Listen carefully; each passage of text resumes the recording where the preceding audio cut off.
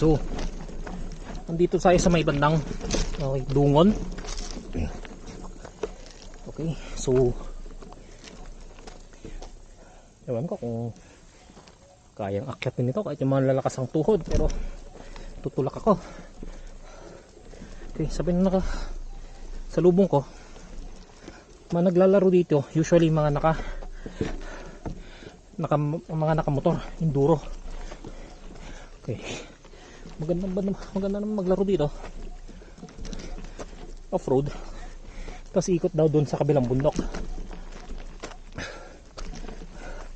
Yun lang. Buti hindi nasira yung tsinelas kasi naka flat pedal ako, tapos labas yung pins nun. Okay, the third one, speed 1 destroyer,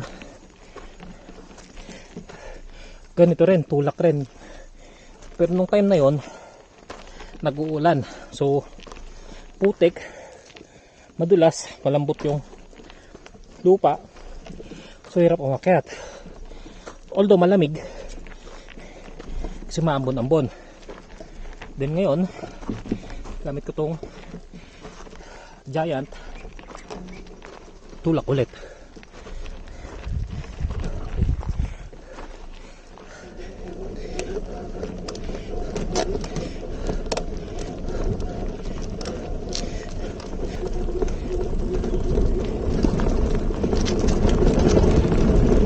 Kaya to yung kaya dumadaan yung mga motor. Ano lang tayo. Ay!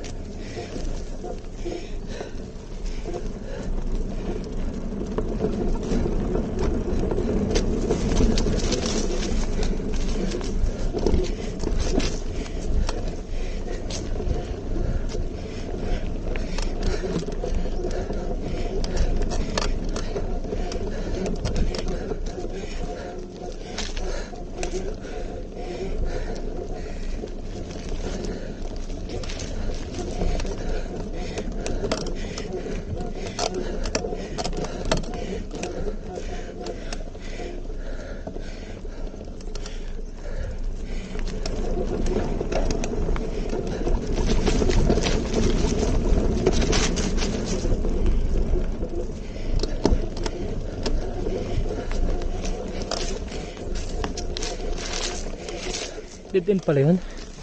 Yun na lang pala yun. Well, technically hanggang dito ako, tapos nadulas ako dito banda.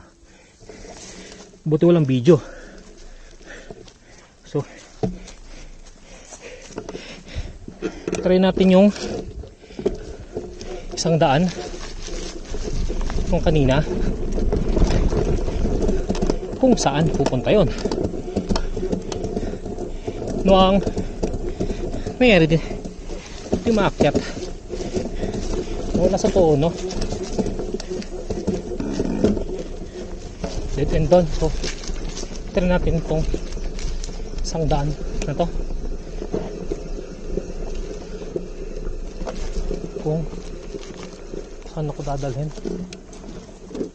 Wala to dati eh, ba't ngayon meron na.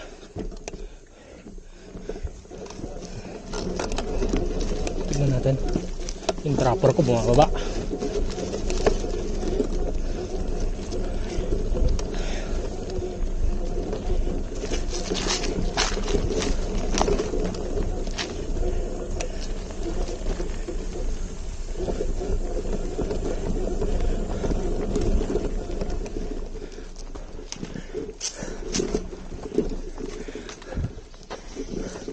So dead end.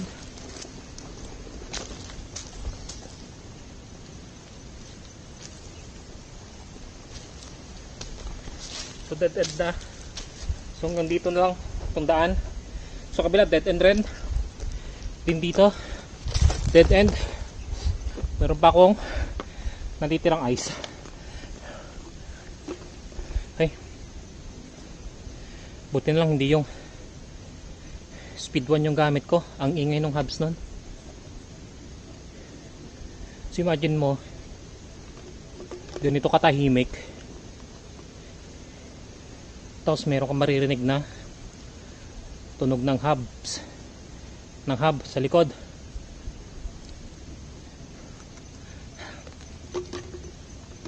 So hindi ko alam kung saan dumaan yung mga naka-enduro na motor, kung dito or dun sa kabila, kasi parang may maliit na daan. So sa ngayon dito muna.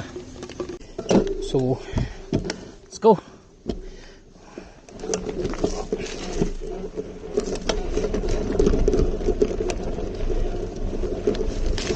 Hopefully maganda yung footage nito.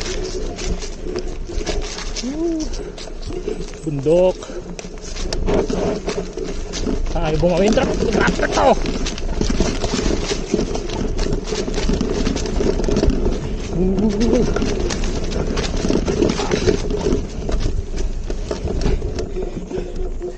Okay, so dropper.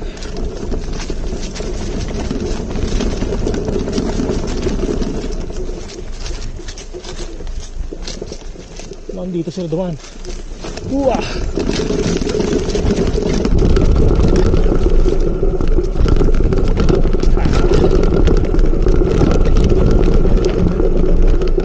Dito?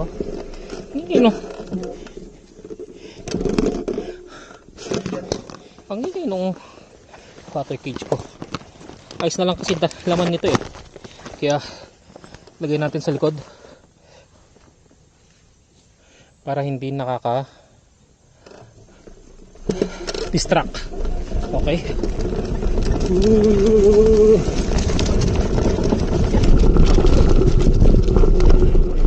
Uwi!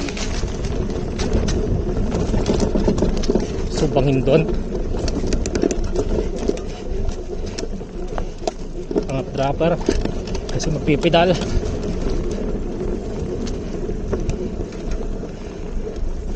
Sa side, ayoko malaglag doon.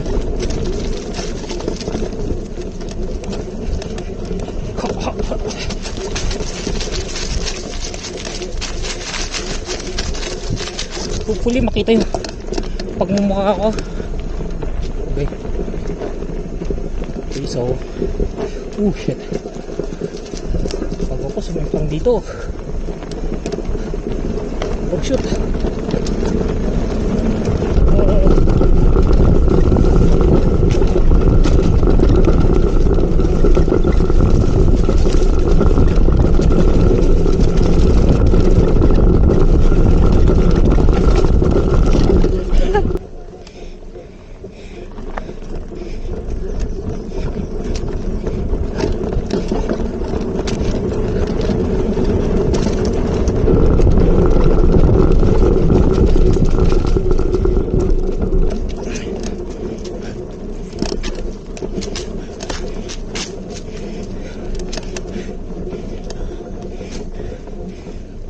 Try ko kayo puntahan to.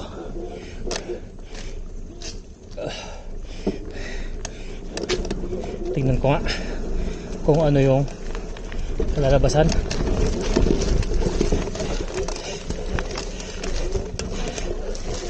Kung alanganin, balik na tayo, diba?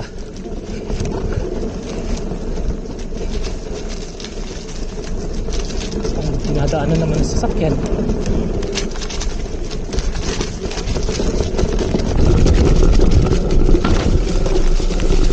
Sa dalawa.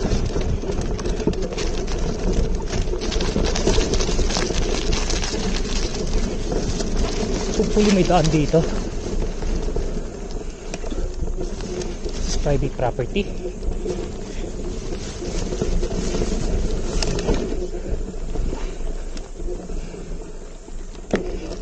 Dito ah.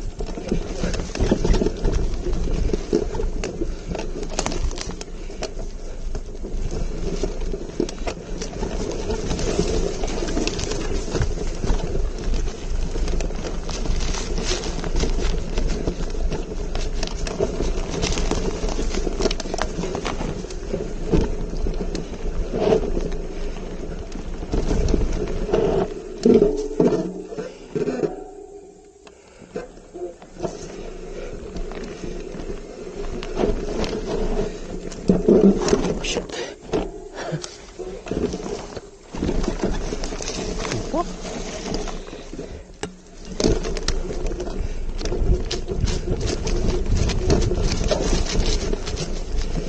Ito ya, train lang.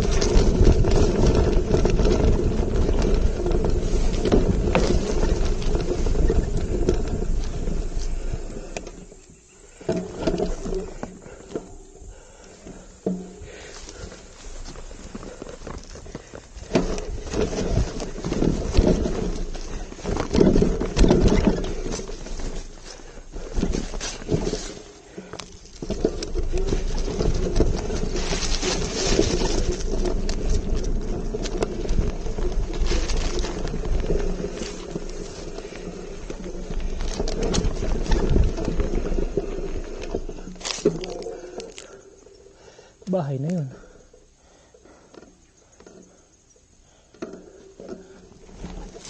Okay. Balik tayo. Tulak ulit.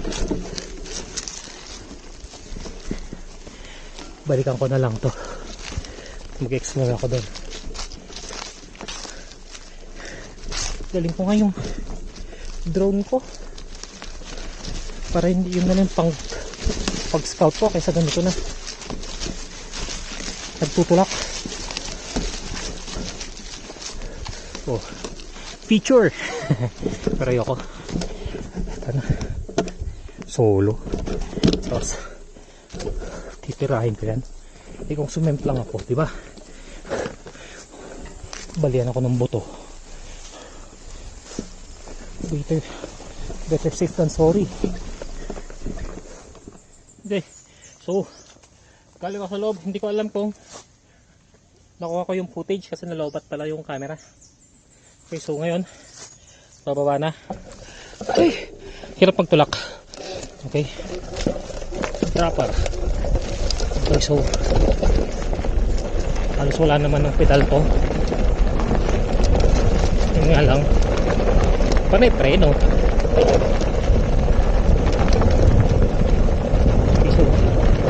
Punta tayo sa kabilkaling kanina. Dito naman tayo. Bangin. Kanal. Wow.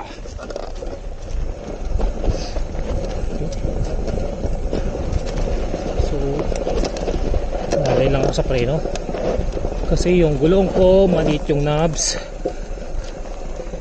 Hindi gaya nung iba, yung dalawa na medyo makapal. So pag nawalan ako ng control dito, hindi ko na maintain yung speed. Okay, naririnig nyo yun, tunog ng preno na ayun, tunog ng gulong na tumudulas. So wala akong problema sa preno, more on grip. Ano?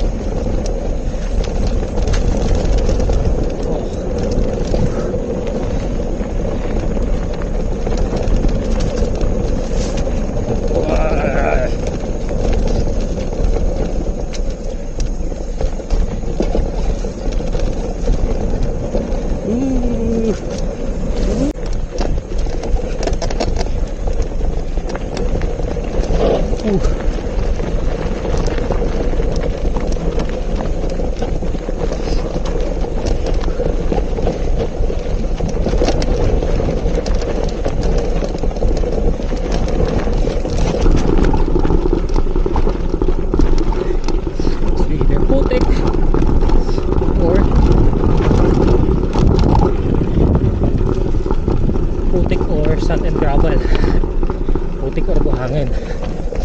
Okay, so shocks ko ngayon ay, ang shocks nito is naka Epixon Stealth, adjusted to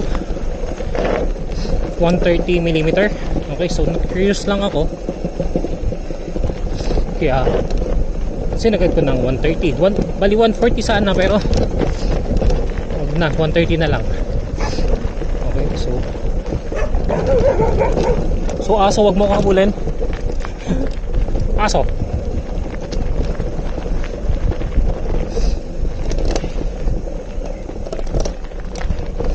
Okay, so ito pababa. Okay, good luck. Good luck sa gulong.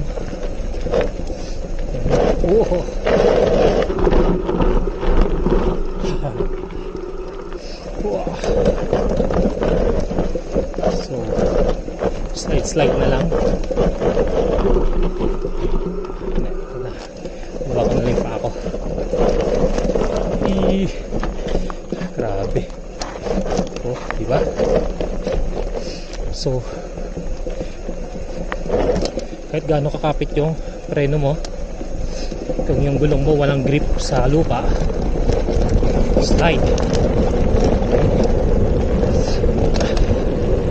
So, baba na tayo. Balik na tayo sa simento.